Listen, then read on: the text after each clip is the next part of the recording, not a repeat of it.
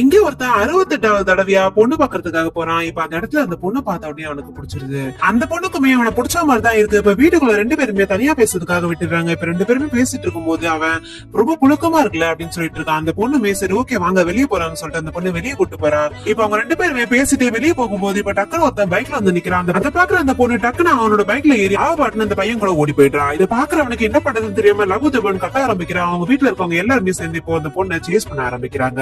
எப்படியோ கஷ்டப்பட்டு வாழ தப்புக்குள்ள புகுந்து எப்படியோ சேஸ் பண்ணி அந்த பொண்ணு குடிச்சிடுறாங்க. பார்த்தா அந்த பொண்ணு அந்த பையனை கல்யாணம் பண்ற அளவுக்கு போயிடுறா. இதை பாக்குற அந்த பொண்ணோட அப்பா டக்குனு போய் தடுக்கலாம்னு சொல்லிட்டு போனா இப்ப அந்த பையனோட அம்மாவை பார்த்து ஷாக் ஆயிட்டாரு. நீயான்னு சொல்லிட்டு ரெண்டு பேருமே பாத்துக்கிறாங்க. என்னடான்னு பார்த்தா இவங்க ரெண்டு பேருமே சின்ன வயசுல லவ் பண்ணிருப்பாங்க போல. அவர் லவ் பண்ண அந்த அம்மாவோட பேர் தான் ஒரு பொண்ணுக்கே வச்சிருப்பாரு. அதே மாதிரி அந்த லேடியும் அவங்க பையனுக்கு இவரோட நேமா வச்சிருப்பாங்க. இதை தெரிஞ்சுக்கிற அவங்க ரெண்டு பேருமே நம்மளால தான் ஒண்ணு சேர முடியல, நம்ம பசங்களாச்சும் ஒண்ணு சேர்த்துன்னு சொல்லிட்டு கல்யாணம் பண்ணி வச்சிருவாங்க. கடைசியில நம்ம தலைவனுக்கு 68வது தடவையும் பொண்ணு கிடைக்காம போயிடுது.